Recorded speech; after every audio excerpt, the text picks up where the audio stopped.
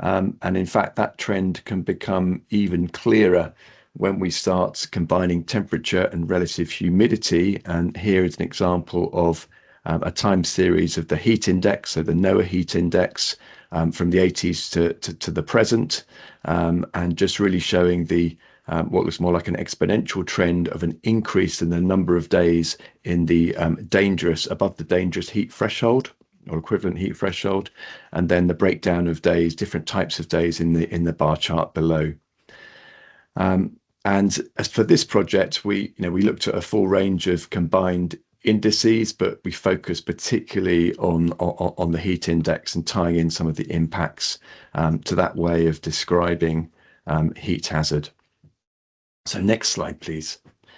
From a climate change perspective, we looked at a full range of CMIP6 climate models to start with, and the approach we adopted here is quite similar to other projects. We ended up picking 3 models for SSP 585 and SSP 245 to kind of represent the range of results. And what I'm showing here is some of the results from our central model, which was the access model, and some baseline data. So these are days again with a dangerous heat index for a baseline period, and then in future under those rather central models, but the 2 different climate scenarios we looked at. And again, the trend's clear, and we're moving from sort of weeks to months to full seasons with days above that dangerous heat threshold. Next slide, please. And then this is really at the national scale now. We were working on 3 particular cities, or towns. But what we did here is we collected local data in those towns.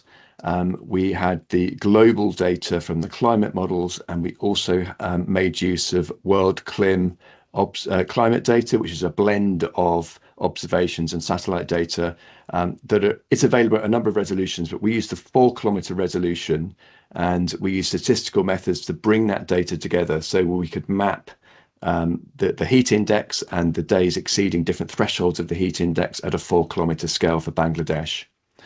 And this map shows, these maps show really clearly that under our baseline conditions, we've got dangerous heat days in the west, and how that then spreads across the whole country under our future scenarios, with only the sort of hill tracks in the east really remaining in the lower end of the scale for the number of dangerous heat index days in the plot on the bottom right there. And I think this was a cities project, but doing this national scale assessment really helped to sort of understand what was happening and help to sort of prioritize and give evidence to help prioritize investment in different cities. Next slide, please. And this is where, if we just think about the heat hazard and the time periods above a particular threshold, our analysis showed that the number of dangerous heat index days per year was likely to rise about 16-fold by the 2050s. Based on the medium scenario, and increase 20-fold under the high scenario. But what I quite enjoyed with this is then being able to combine that with population data at a provincial scale or a gridded scale, and then you can calculate the average person days per year exposed to dangerous heat, and really there we came up with some frightening numbers. So 2.6 billion person days per year. People exposed to dangerous heat in the 2050s under the high scenario, and that's a much bigger increase in the exposure. That's a 33-fold increase in exposure going forward, and we can see then exactly at which provinces, which cities that exposure is most focused. Next slide, please. And then that was the first kind of heat hazard task in the project. We then tried to move down more to the city scale, and this is just showing the kinds of results that Dr. Rahman really led on, but this was using Landsat satellite data to look at land surface temperatures. But we, a lot of the analysis was done in Google Earth Engine. And then outside of that, we did a lot of statistical work to bring that together with some of our local atmospheric temperature data, to start estimating the spatial variation in both land surface, but also atmospheric temperatures across the city.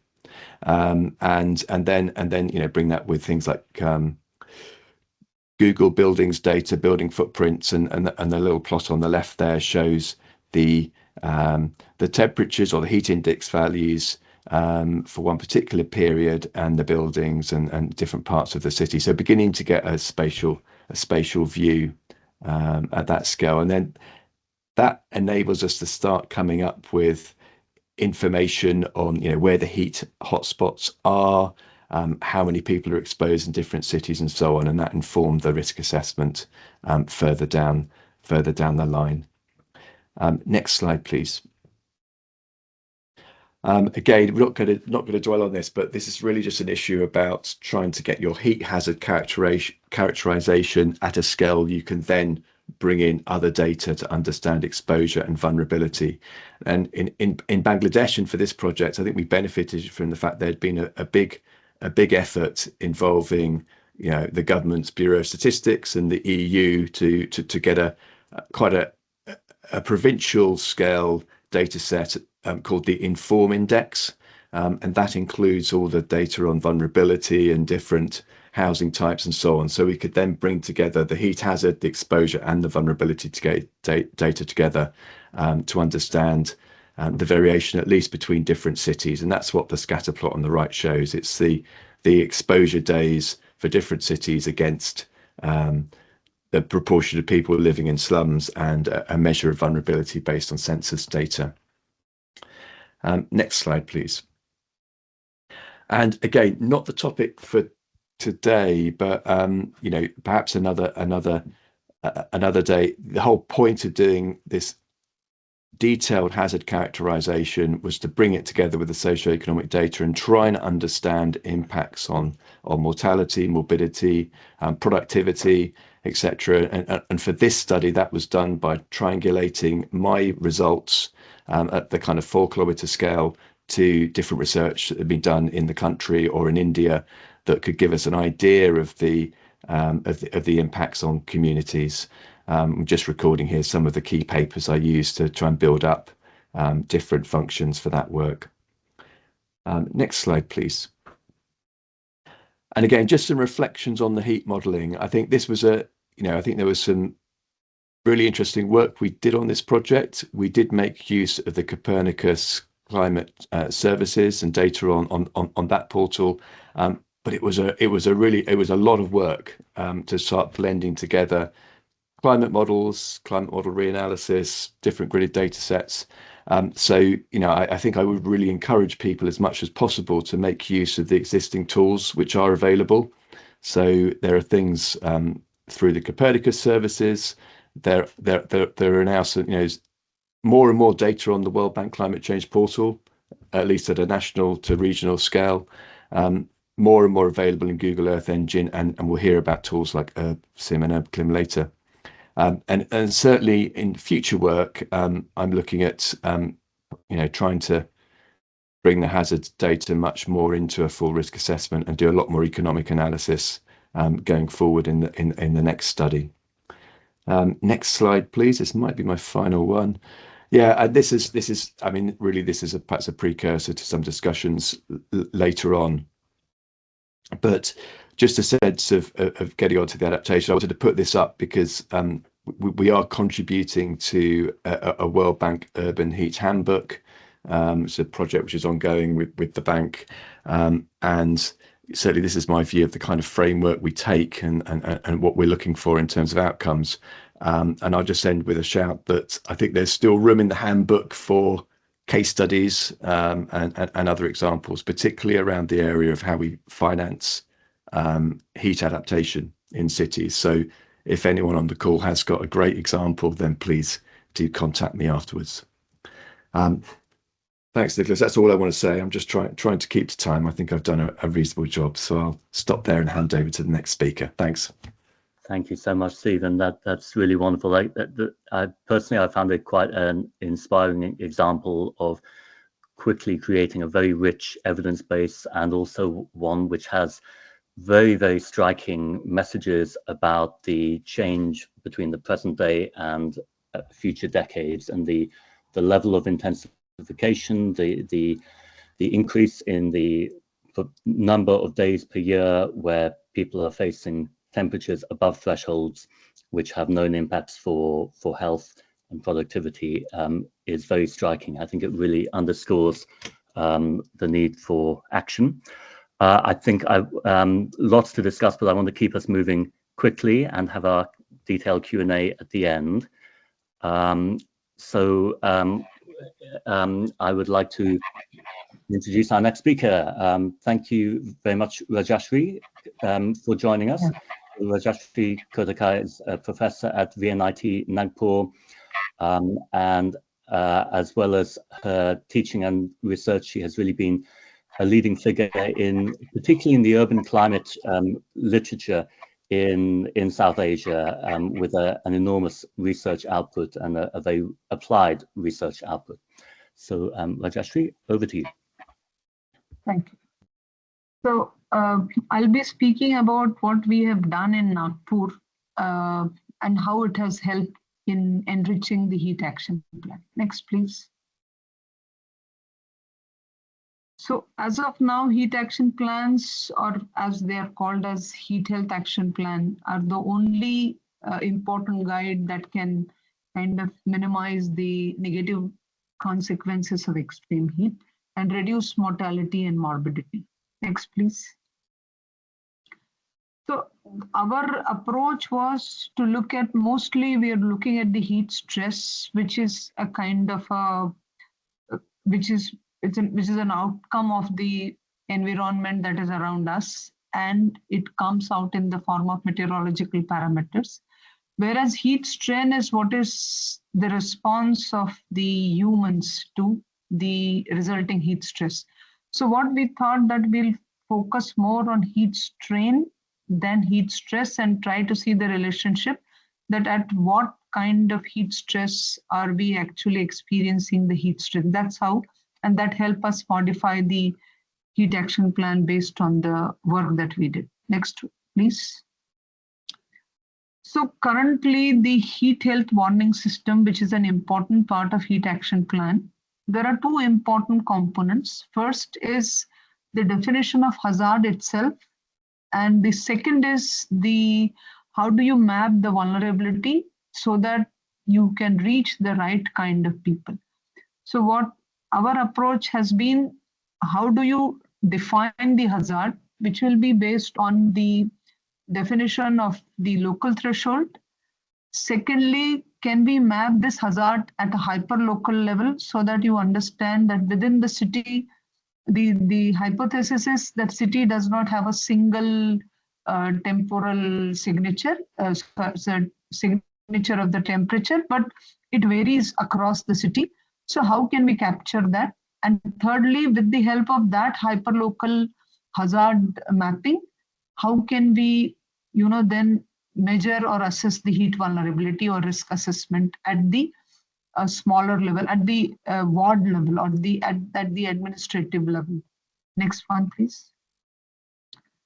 So to be able to do this, what we did was we started using the classification called as local climate zone classification. This has been there for last 12 years, and it was proposed by Stewart and Oak. And I've been working on this since 2013. So we have mapped city in multiple ways with multiple methods. We have done this mapping. So the basic basis of this is that you have regions of uniform surface cover, or rather all those parameters that affect the temperature, air temperature of a region. And that's how, when you put them all together, it forms a kind of a region. And that region will be called as a local climate zone. So there are 10 built local climate zones, and 7 natural land cover series. I mean, in the series of land covers.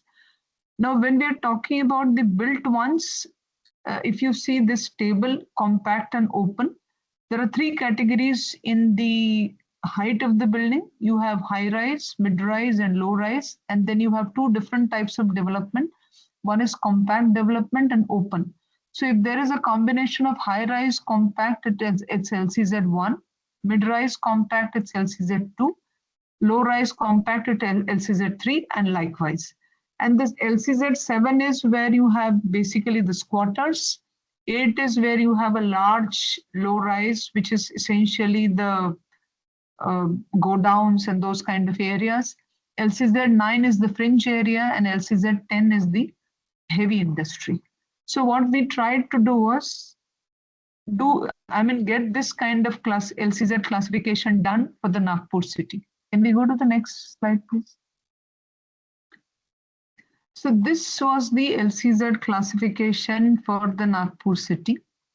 And whereas where we initially started with 30 meter by 30 meter Landsat data, and then aggregated it and finally came up with this map, which has a different variation of each LCZ.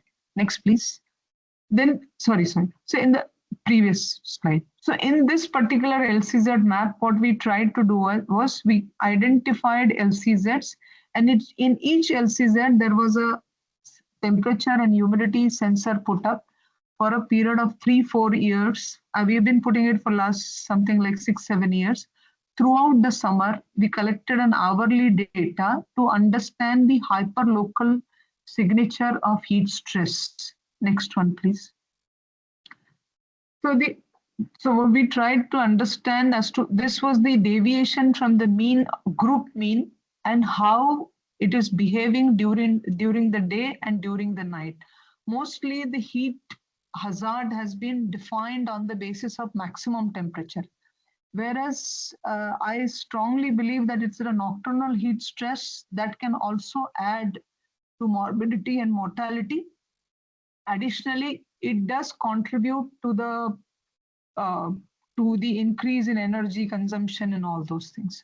So what we realized that during the night time, it's the compactly built areas in the city that had a very high temperature, whereas the ones with the high level of vegetation were much more comfortable.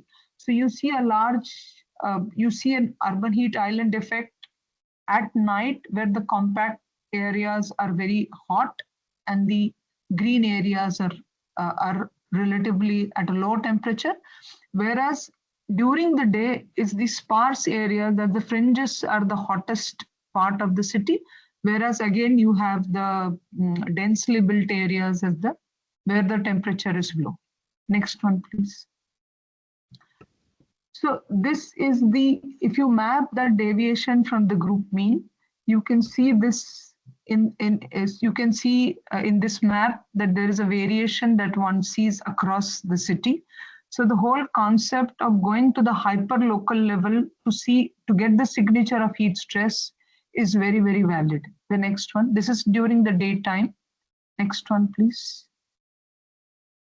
Then what we did was to get the understanding of, because heat stress in itself has no meaning, one would like to understand at what is that heat stress index which is causing strain among the population, leading to the mortality or morbidity. So we kind of tried to calculate the local threshold for the city of Nagpur. We took some 12 indices, heat stress indices, which included temperature. There are varied types of indices. Somewhere temperature or relative humidity combination, somewhere, there are apparent temperature, humidex, HI. And after all that, we realized that it was the temperature that was that was playing a driving role in driving, rather, that was playing a major role in driving the mortality. So in the whole process, we even tried to find out the point of inflection beyond which when the temperature is the temperature starts increasing beyond that, you have the major increase in the mortality. Now, but it was realized that T minimum, that is the minimum temperature, also has a huge impact on mortality. Same thing was true with the T max.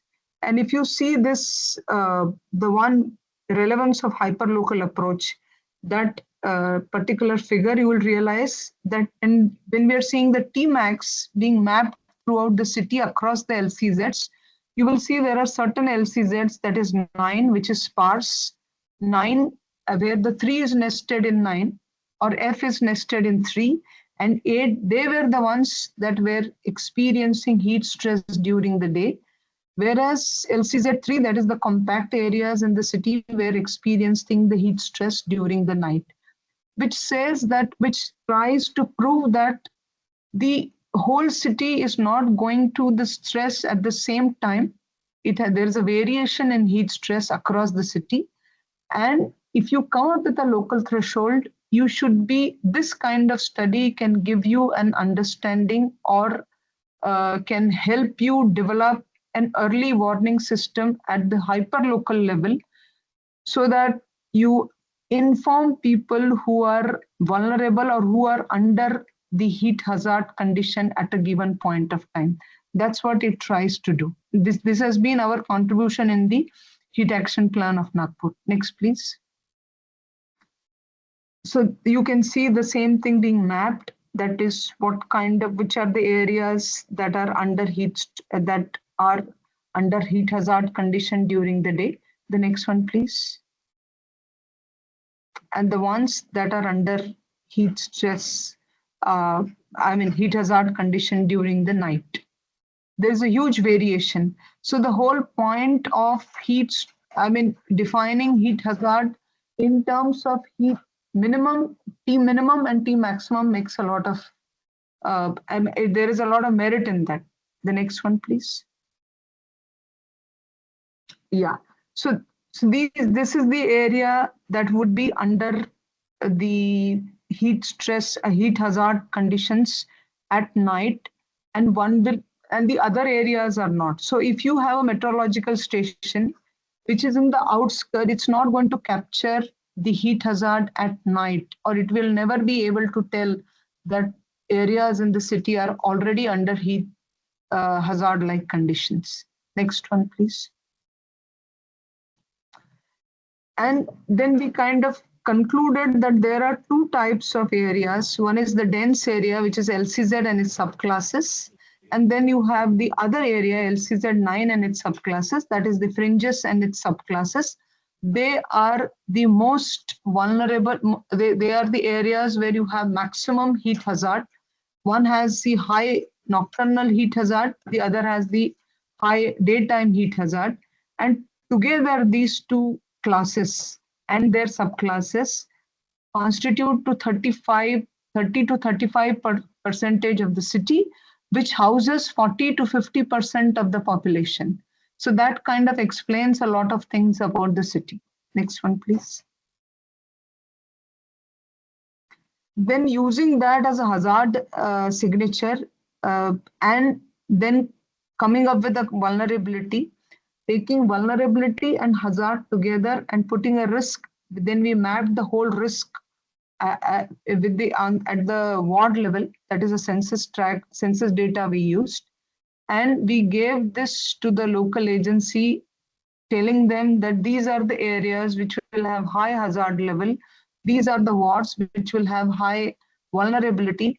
When you put them all together, these are the areas which are at high risk. And along with that, we gave them a list of parameters that have an impact on the vulnerability. That's population density, bill form density, you cannot change them, but water supply, vegetation, type of housing, type of roof, you can improve their adaptive capacity. And this kind of helped the Nagpur Municipal Corporation take the decisions. It kind of became a decision support system for the Nagpur Municipal Corporation to reduce the vulnerability in the city. Next one, please. So there are things that we were focusing on. One is vulnerability-based action. That means you tell where the vulnerability is high. Secondly, what kind of mitigation measures and where one should be able to take them. The third was the hotspot mapping, which we did.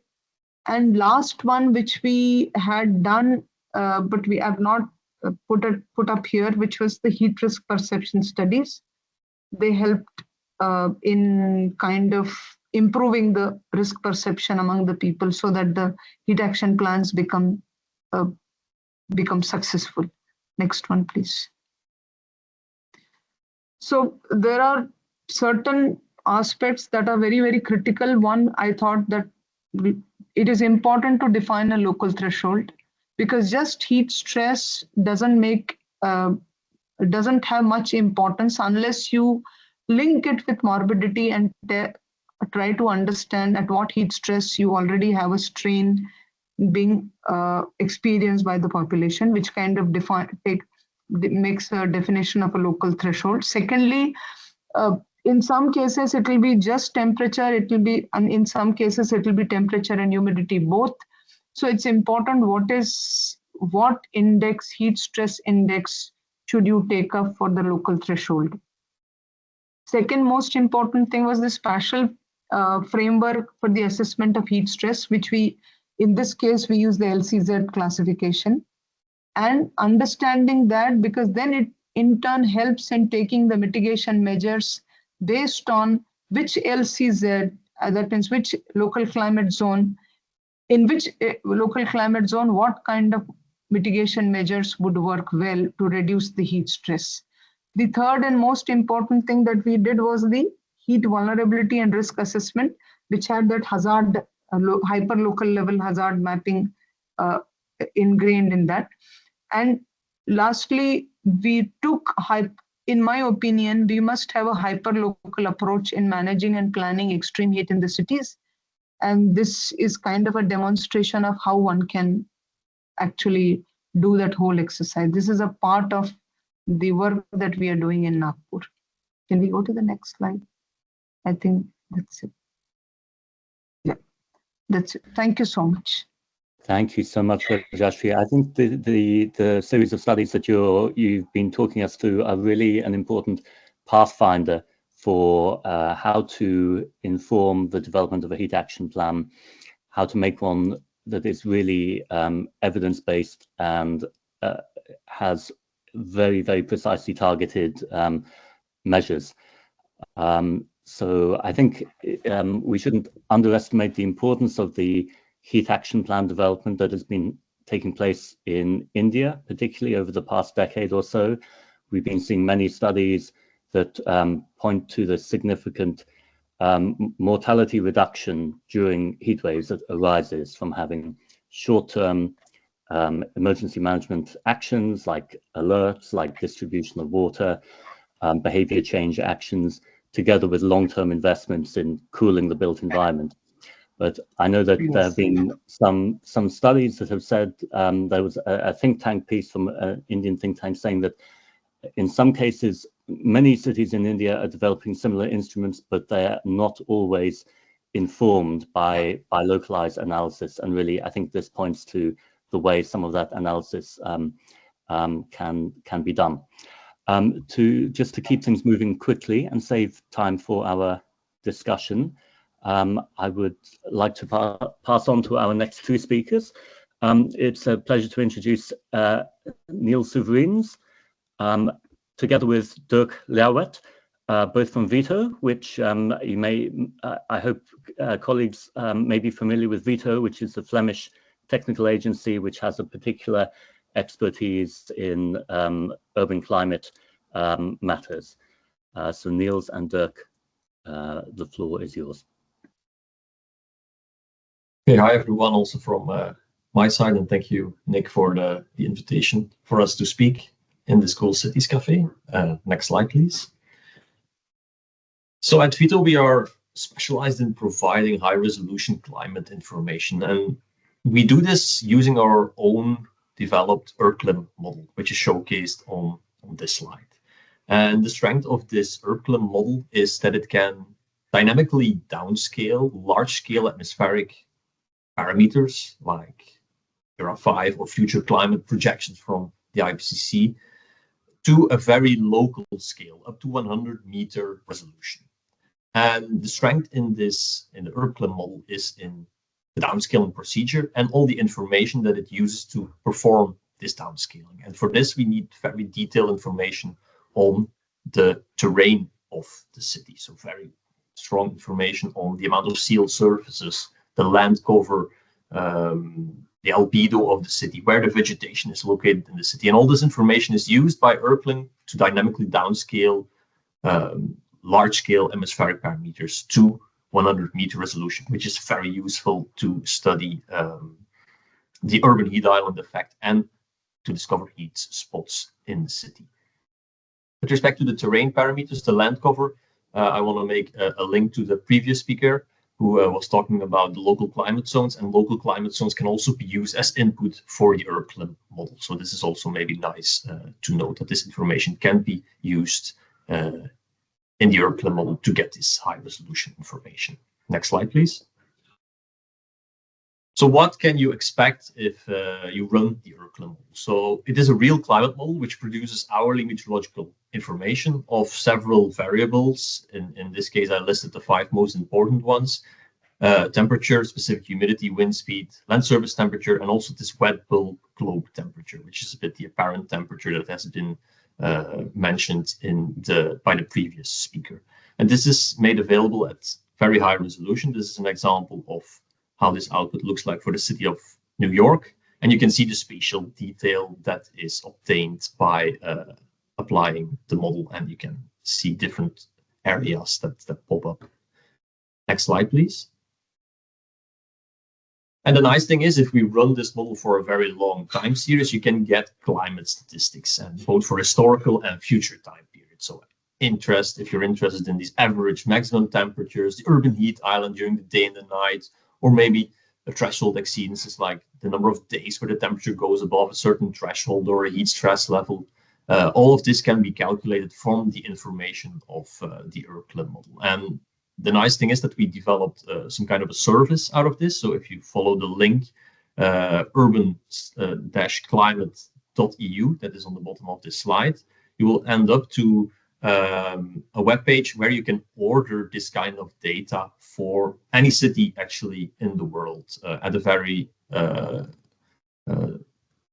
for any city in the world. So feel free to go to this website and check out if you are interested in this urban heat data to order it there, for example. Next slide. So the nice thing of this data is that you can use it for all kinds of analysis. So this is an example for the city of Accra in Africa, and it shows the number of days with extreme heat stress in the year 2070 under 2 different climate scenarios, and that can be then put next to each other to see like how much difference there is when we have strong mitigation compared to a business as usual scenario, for example. Next slide. This was a study that we did for the World Bank in the city of Johannesburg in South Africa.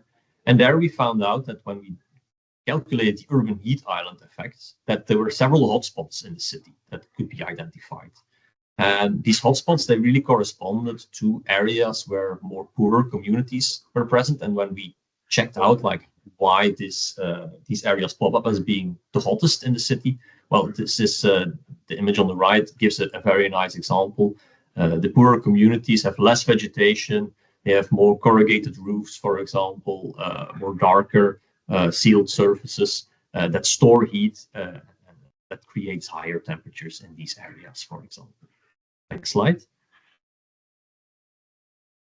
Linking a bit to what Stephen was saying in the first presentation is that this hazard information that the ERCLIM model provides can also be used to get these kind of risk analysis. And here is an example for the city of Berlin, where we calculated the population that is exposed to heat waves in the city of Berlin.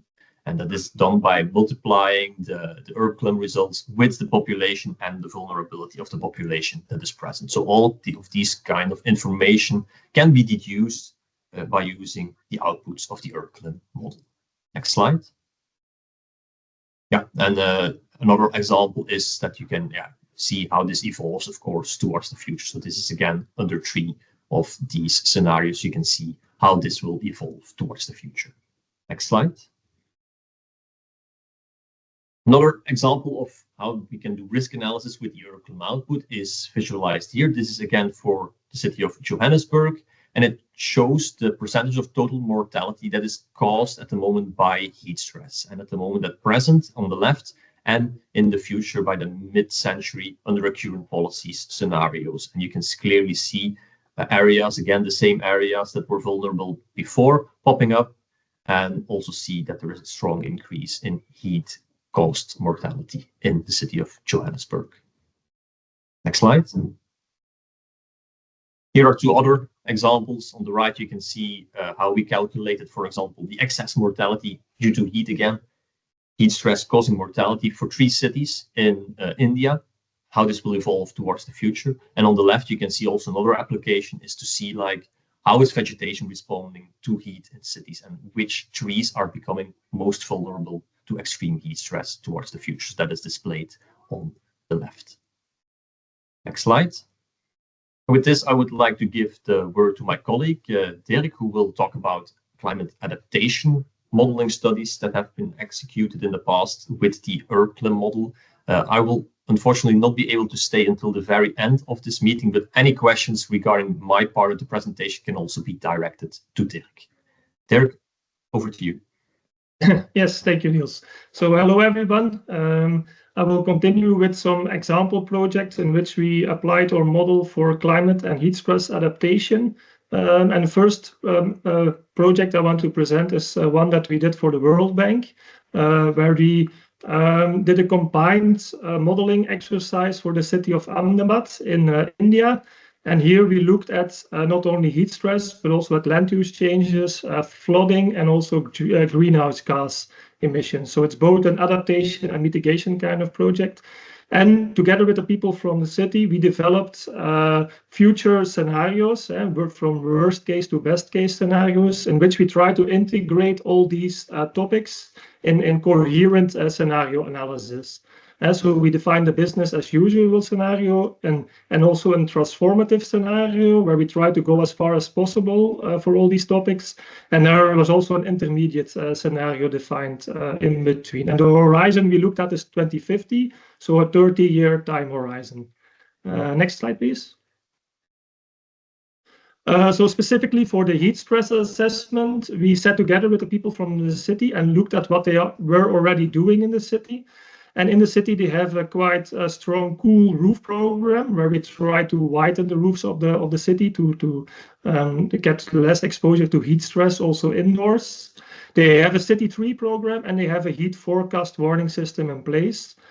Together with them, we identified also other potential heat stress measures, like for instance, thermally insulated buildings, community heat shelters, community water exit points, etc. And from all these measures, there are 2 that have a quite strong spatial component and needed to be incorporated in the modeling, and that were the cool roofs and the city trees.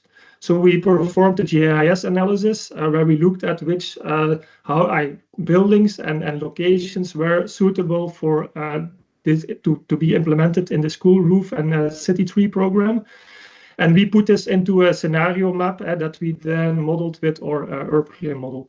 And in the output, we looked at air temperatures, number of heat wave days, cooling degrees days, etc. Next slide, please. So this is an example of the results that we obtained. So this is the average air temperature maps for the city of Ahmedabad. And on the top left panel, you see the current situation. Where you clearly see the city and its rural surroundings. And the city, of course, has a quite strong urban heat island effect already nowadays. So you see that the city center is on average 3 to 4 degrees warmer than the rural surroundings. And then in the top left panel, you see the impact of the business as usual scenario in 2050, where you have increasing the urban area is increasing due to urbanization, and this has an impact on the urban heat island, of course. But also climate change is causing higher temperatures, and we see that on average the temperature in the city is raising by 2 degrees Celsius by 2050. So it's a quite strong increase in 30 years' time.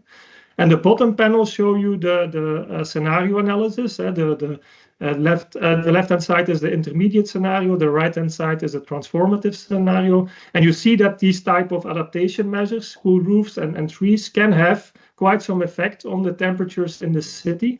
And we notice local cooling effects up to 1.5 degrees Celsius. So that's quite a lot already. It's certainly significant, but you can see it doesn't match up with the climate change and the urbanization trend.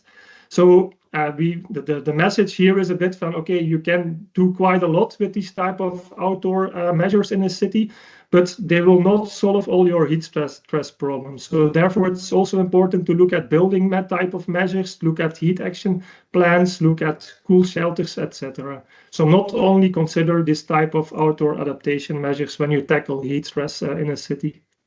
Next slide, please. So this, the previous one was quite of a large-scale analysis that we did, but we also work a lot for local authorities that look at much smaller scales, at streets, at squares, and try to adapt these. And yeah, when we do this type of analysis, it's good to not only look at air temperatures because they don't vary a lot over short distances, and it's hard to tackle local air temperatures. But if you look at human thermal comfort as a whole, and not only looking at air temperature, but also taking into account wind speed, humidity, radiation, then you have more, you see more variability locally, and it's easier to try to implement measures for the local scale. And to do this, like Niels already explained, we calculate the wet bulb globe temperature, which is the international standard for outdoor heat stress and thermal comfort. And in order to calculate this properly, you really have to take into account the radiation coming from the thermal radiation from the sun. You have to calculate shade maps for every hour of the day, also taking into account the effect of trees. And we have developed a methodology to do this in quite high detail with our model. Next slide, please. And this is a result that you can get. So it's a 1 meter scale modeling of the wet bulb globe temperature of the city center of Brussels we show here. So for a typical hot day.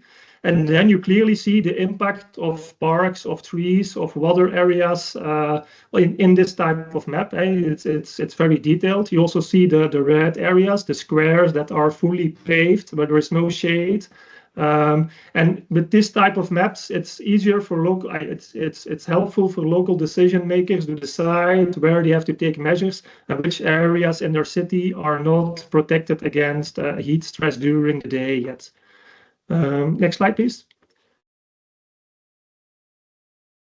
This is another example of this work. This is for the city of Liège, also in Belgium, where we modeled the entire city at 1 meter spatial resolution. And based on this type of wet bulb globe temperature maps, typically during hot days, we look at this problem. The city can identify the cool areas where people can find shelter against heat during the hottest moments of the day, and also define in which areas additional measures need to be taken and additional outdoor cool spots need to be made available for the people living there. Next slide, please. We also apply this methodology in more like, say, tools, digital twins or online tools for local authorities. This is a tool we have built for the Flemish region, where people can select an area in their city or any area in Flanders, actually, and it shows them if they have a risk of heat stress or flooding or drought in the now or in the future, and that's indicated with color bars, so they can assess if this area should be adapted to climate change or not. Next slide, please.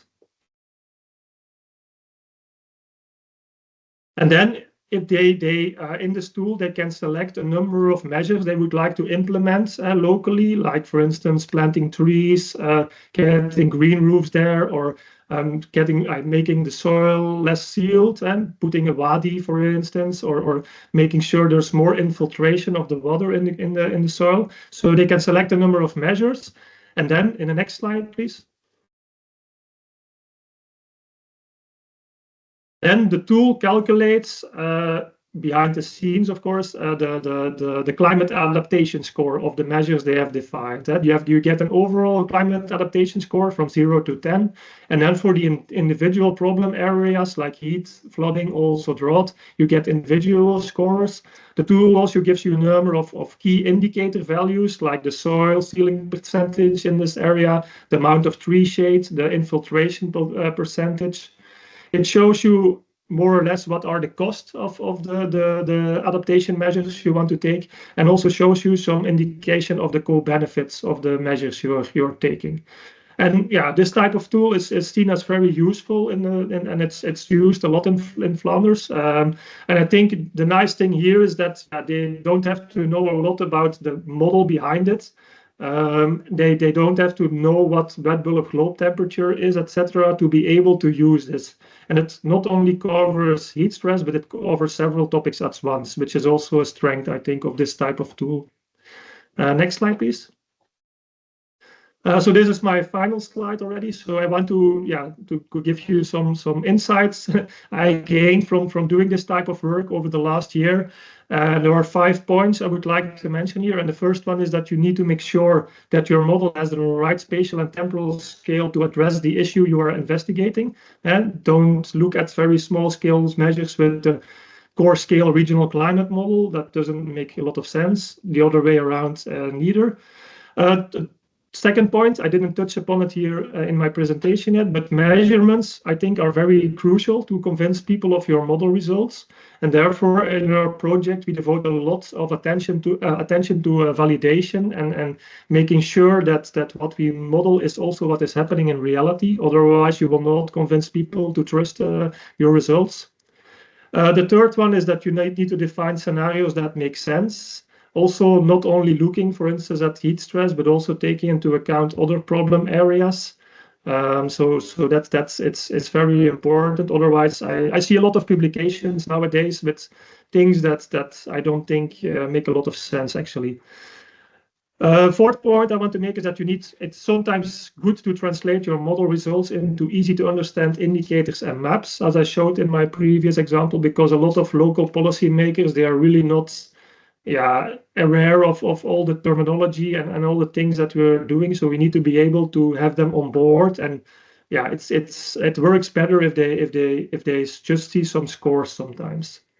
And the fifth point I want to make is what I mentioned before already, is that you have to combine topics as much as possible, because policymakers need the total picture.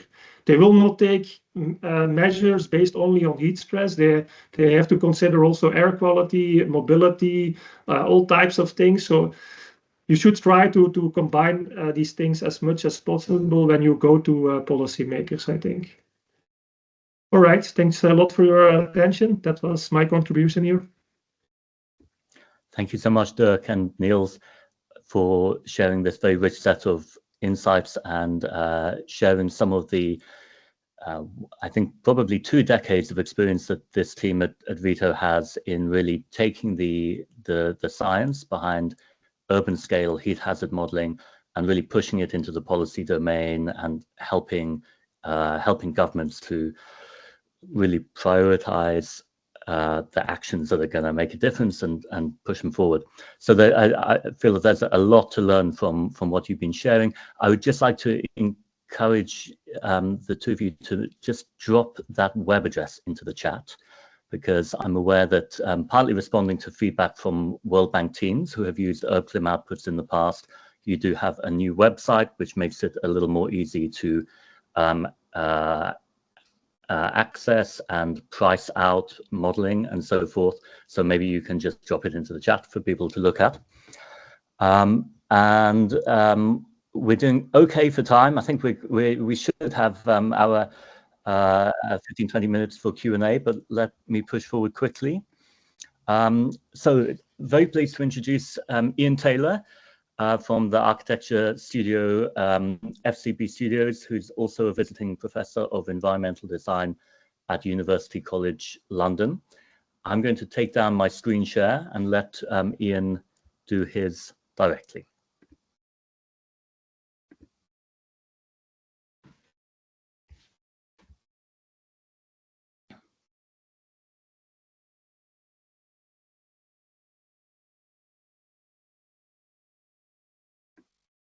Thank you, Nick.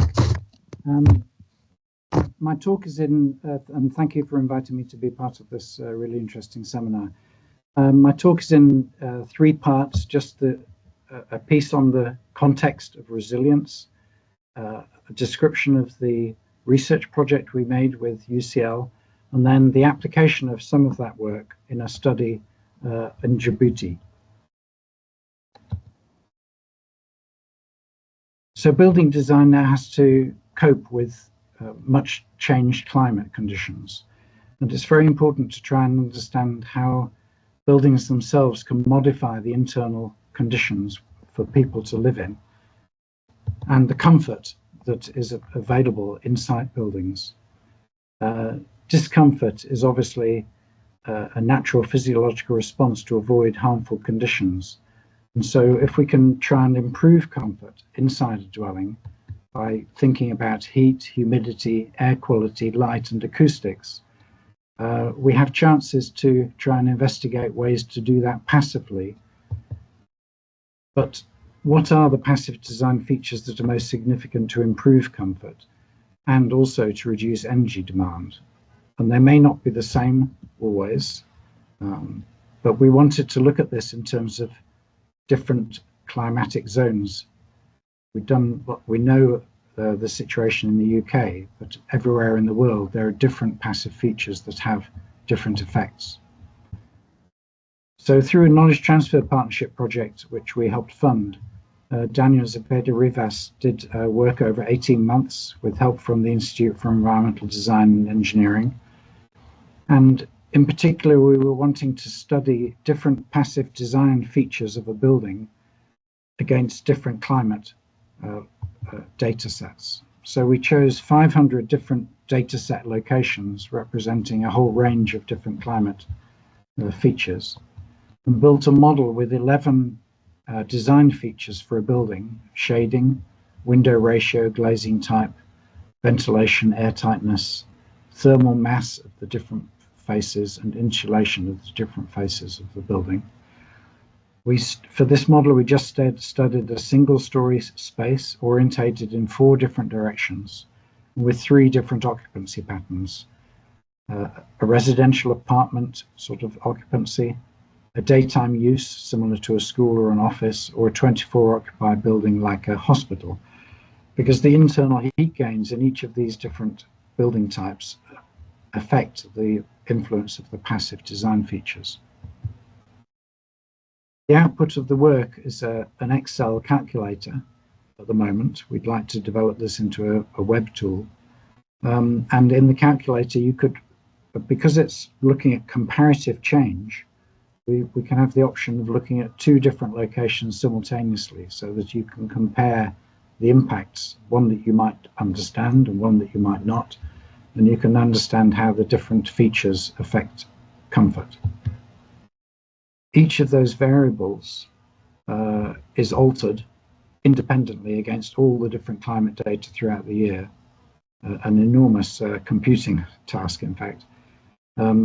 And the output shows that the energy impact of each of these variables is shown by the orange line and the comfort impact by the green dotted line. And for example, for roof insulation in this, you can see that by increasing the roof insulation, you reduce energy consumption and you improve comfort. So the tool identifies which of the features has the most significant alteration to comfort or energy consumption.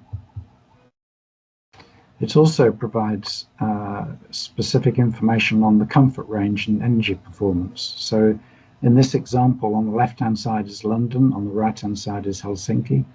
The green bar shows the potential impact on the number of comfortable hours you could achieve by a combination of different passive design features. So you could get comfortable spaces between 20 to 90% of the occupied hours, compared to Helsinki, where changing the passive design features could only impact on 10 to 60%.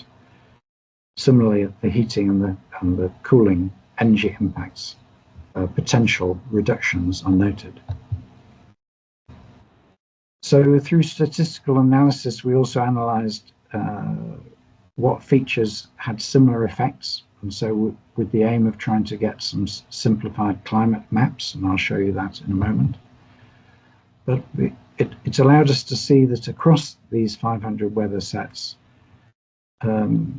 different levels of change could have different effects on the passive thermal comfort. It's much more difficult to affect the thermal comfort in the darker blue areas than the lighter blue areas.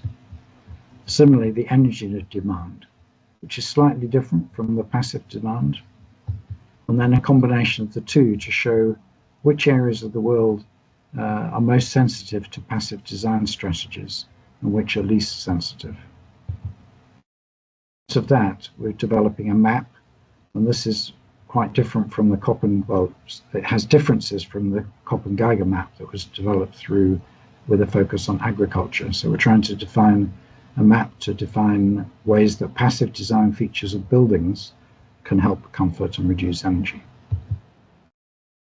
So Nicholas asked us if we could use some of this theoretical study work on a study in Djibouti.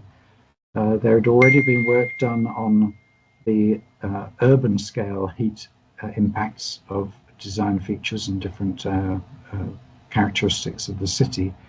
But we were to look at the impacts of different building designs on the internal comfort. We looked at an area called Balbala, informal settlement, where there are a range of different building typologies, completely informal through to more consolidated versions of block and even 2-3-story housing.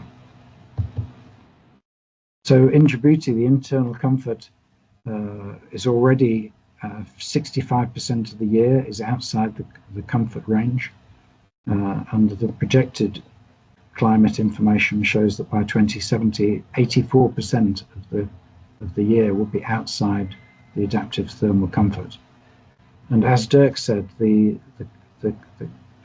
perception of comfort is influenced by humidity and the environment, radiant temperatures and the like, as well as actually age, gender, clothing, activity and culture.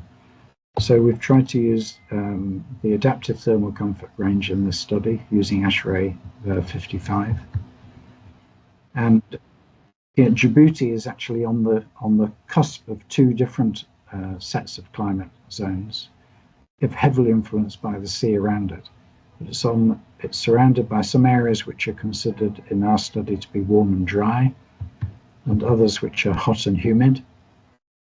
And our tool identifies which of these 11 features, indicated by the icon, affects comfort if you reduce their qualities or if you increase them. And Djibouti, using the local climate data, this is how each of these different factors individually affects comfort, with the orange bars showing percentage of occupied hours, and the blue bars showing energy intensity. Here, the energy used for cooling, but other areas of the world it would be for heating, and others areas heating and cooling. Wind is a big factor in Djibouti. In the winter, the helpful breeze comes from the east, but in the summer, unhelpful breeze comes with dust from the desert areas from the west. So orientation is important. And we also defined through this study ways that you could help through external shading, air tightness, materials, massing, form and height.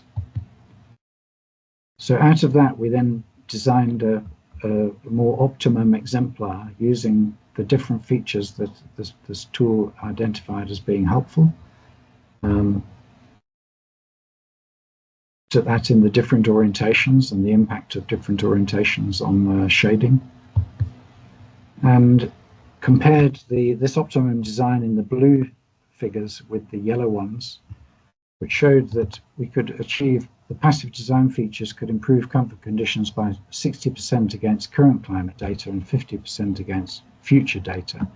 The graph showing that for 6 months of the year, we eliminate the hot conditions. So enormously improving indermal comfort. And then started to demonstrate how you might be able to develop plots using the principles, but without having a very uniform design solution to suit different orientations, road dimensions and the like. So thank you, Nick. That's my presentation. Thank you so much, Ian. Thanks for sharing that with us.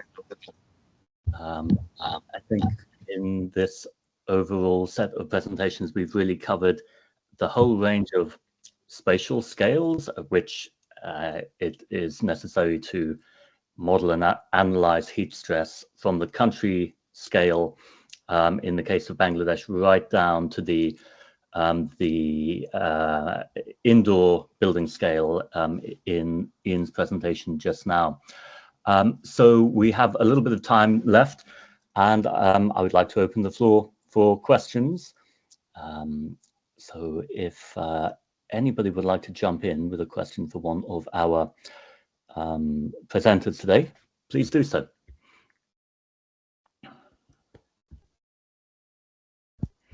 Ashley, yes, please go ahead. Great. Hi, everyone. Thank you so much for all the great presentations. I work in the climate change team in the South Asia region. I was curious, this is going a bit beyond the presentations, but what is the state of technology to be able to forecast the onset of extreme heat events? So in particular, I'm quite interested in how do you mobilize, say, social protection systems or kind of parametric insurance to target very vulnerable households who might be exposed to extreme heat. But to do that, you need to be able to predict and forecast when such events might happen. So I see a lot of what we presented today was more kind of longer term time horizons rather than the kind of more short term forecast that would be necessary for something like that. And I suppose a related question is the spatial granularity. It seems like we can go quite spatially granular with some of the models, but yeah, if you're trying to design these kind of systems, what would it take to, like, how granular could we actually expect to take it? Is it just city level, or is it more, you know, could we go at a more granular level? Thank you. Thanks a lot, Ashley. I think I might ask Rajashri and also Stephen to field that one.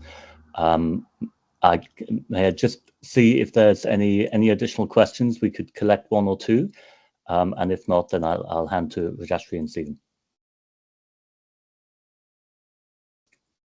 Okay, so yeah, just please do think of some additional questions. Ian, did you want to come in with a question?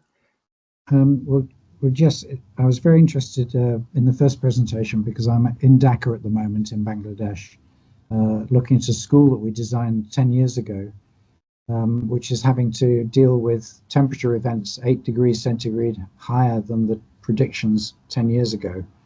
And so my feeling is that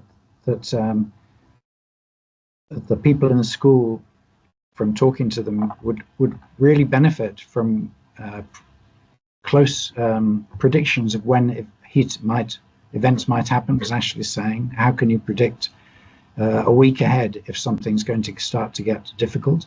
Would be really useful. And also, I think that in Dirk's presentation, it was showing that we can get quite granular in this. So I'm very excited by the fact that you need to, and certainly for building design, you have to be very granular because the microclimate around the building affects how the building performs. Thanks, Ian. Yeah, very interesting points. So let me bring in Rajashri and Stephen in response to Ashley's question. Yeah, Stephen, would you like to go first? I'll go first very quickly, really answering from almost my Met Office perspective. I worked for the Met Office for a few years, so I don't do that much forecasting work now. But the ability to do short range to medium range, so days to 10 days forecasting extreme heat has really improved, and I think that it can be done effectively by global climate centers and regional climate centers and good meteorological departments. I don't think the forecasts are always adequately communicated, and I think it'll be really interesting to start combining the best forecasts available with some of this more sort of work that we've done in the climate change space to downscale that to the city, or to what that actually means across a city. So yeah, I think it is possible. Now the question is what Met services are really doing that well, and sometimes maybe you can get better information from ECMWF directly and through certain other more regional climate centres in the south, rather than some national Met services maybe struggling to provide that level of service. So over to you, Rajashree. You've probably got you can say a lot more about how forecasting is getting on in the Indian context.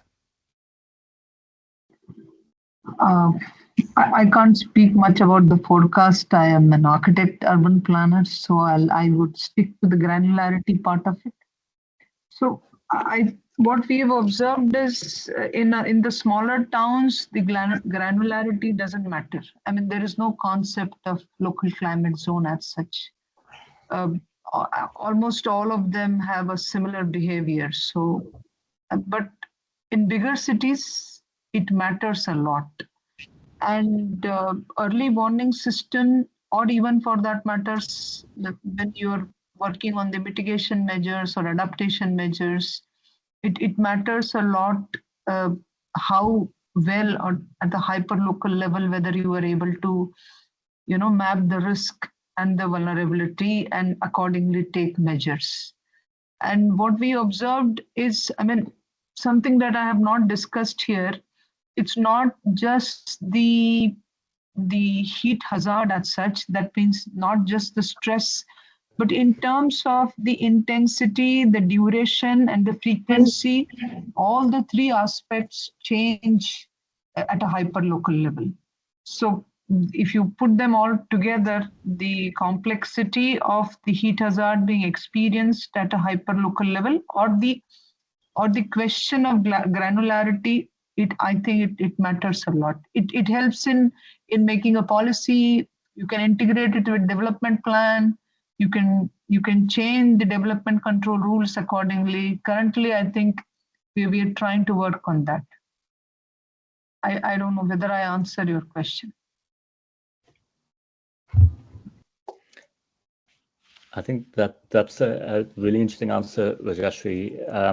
In a way that makes me kind of ask the question: is it forecasting which is the main challenge and constraint, or is it some other aspects of our understanding of heat hazard and heat impacts, such as understanding the simple question, how hot is too hot locally, and how much does heat exposure differ within a city? I think in Rajashree's presentation, we saw that there's actually a very sharp level of difference between hotter and cooler areas of Nagpur, which correspond with properties of the built environment that can be modeled. So in an ideal world, actually, I feel like what Rajashree's presentation tells us is we want to be tailoring responses differently to several different districts of a large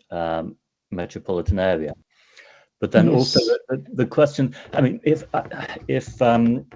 we assume that a national meteorological agency does have the capacity for providing early alert of high heat conditions, And my take is that forecasting of heat stress is much easier than forecasting of extreme rainfall and some other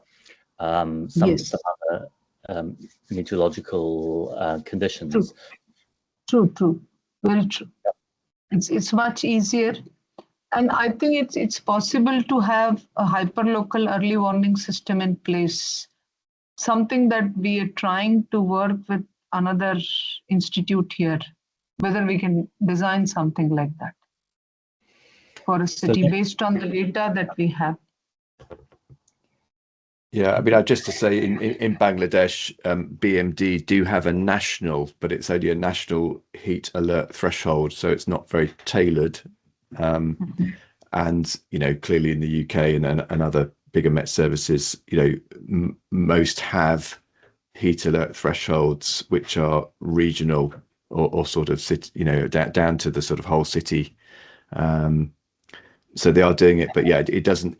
There's a question about how those thresholds are set and whether they're appropriate. But what I feel, Stephen, is if the whole of Bangladesh has hot and humid climate, I think the thresholds could be, they won't vary much. It'll be humid heat, right?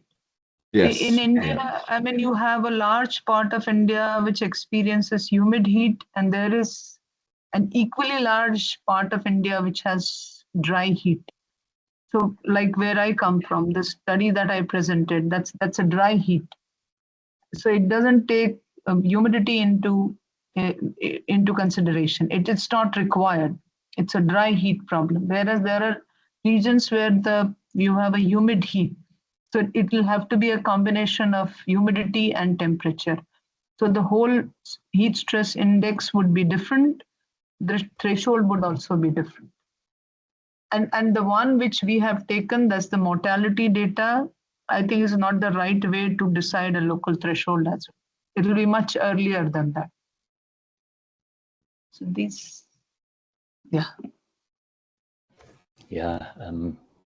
I wanted to see if we could draw in Melanie. I don't know, Melanie, which time zone you're currently in, and if it's a good moment to contribute. But Melanie leads the South Asia Hydromet Forum, and I think would have important insights of this question around warning systems and really where do the needs lie with warning systems? Is it more around the meteorological instrumentation and forecasting methodology, or is it other parts in the process between knowledge of an impending extreme heat event and action to protect people?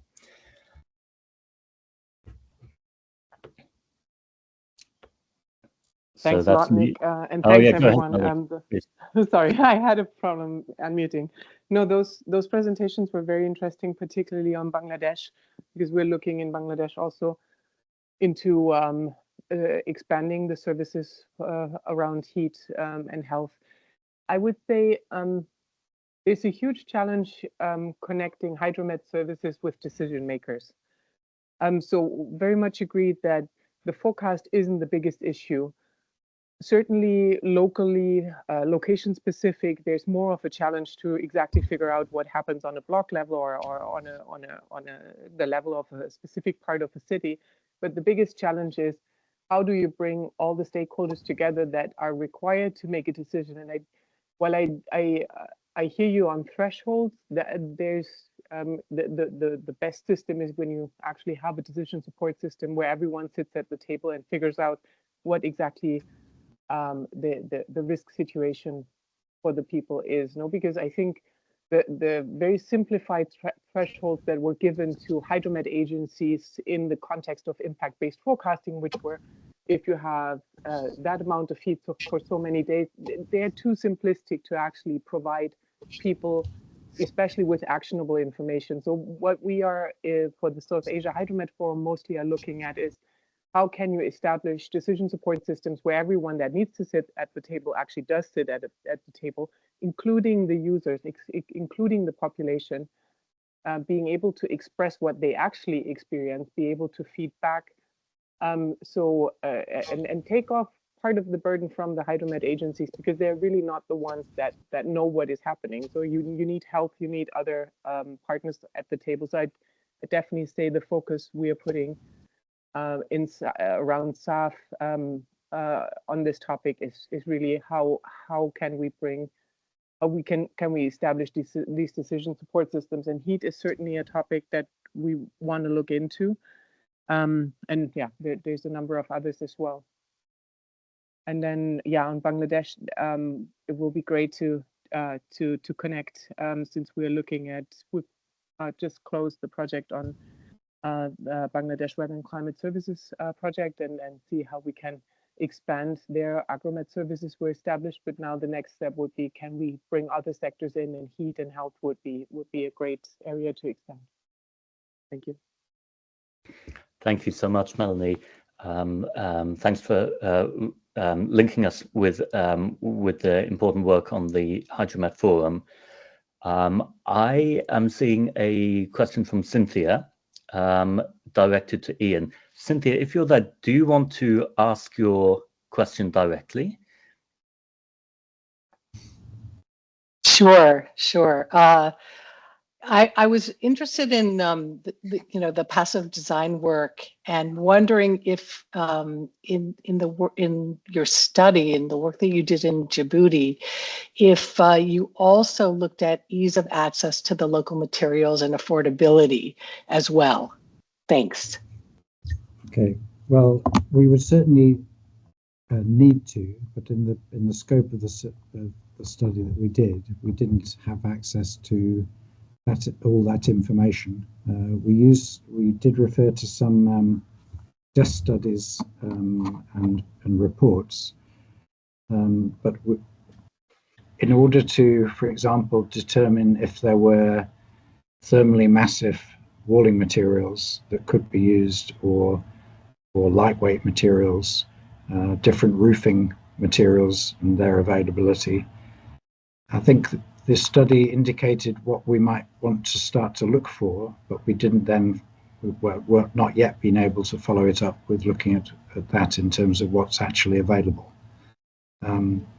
Clearly, in some ways, we're looking at things which traditional vernacular architecture did naturally over time, because different styles developed using local materials to suit the local climates. Djibouti at the moment, and the housing that we were looking at, the existing informal settlements are the typical block, timber and metal roofing components, which are universally available but are often imported. So we'd certainly need to look at what's available, and in fact, in any study like that or development project, it would be useful to try and find materials which are available locally and may be relatively labor intensive. Having labor intensive construction may be appropriate in a situation where there is available labor. So it would certainly be something that we'd want to develop.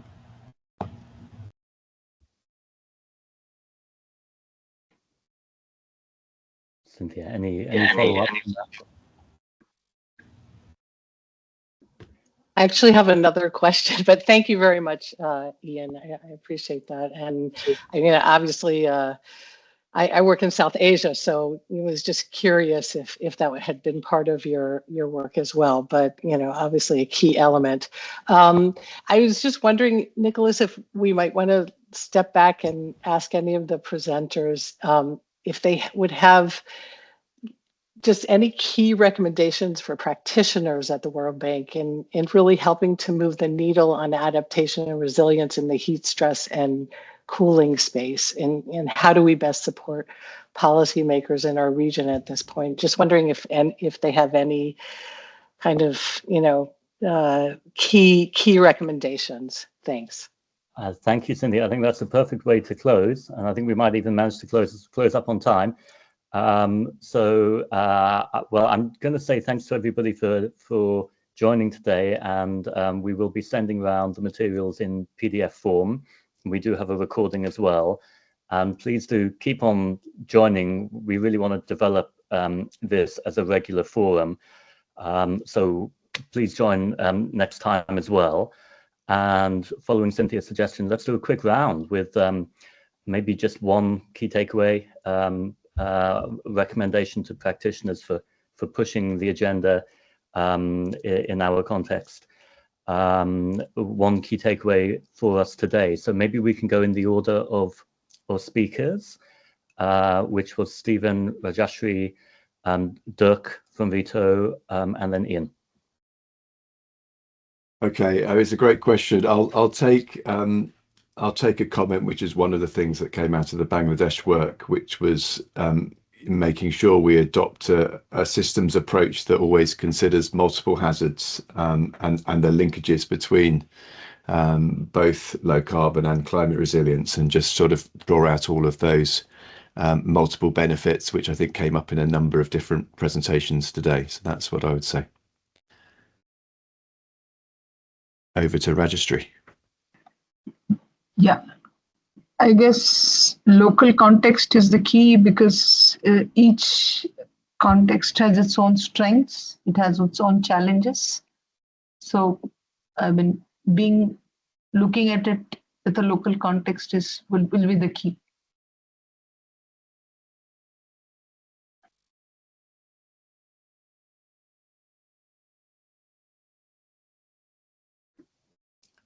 Okay, then yes. Yeah, I listed my recommendations already in the presentation, but I think the key one is the one that Stephen also mentioned, that is look at the total picture and try to integrate as much as possible in your solution. I think that's very important when you talk to local policymakers. Yes. And I would just add, reinforce the opinion that many have spoken about, the need for the feedback from the people to understand, in terms of heat stress, what are acceptable levels of comfort, so that we're not presuming what comfort is, and that we can really understand what is required by the people that are needing support. Wonderful. Thank you, Ian. Thanks to all of our speakers. Big thanks to Rajashri for joining in a difficult time difference. I realize it's been a lot of content today and a long session, so big appreciation for everybody for joining, and thanks also to Nuala, who has done the organizational heavy lifting on our side. We are closing on time, so thank you very much, everybody, and we look forward to seeing you for the next one of these.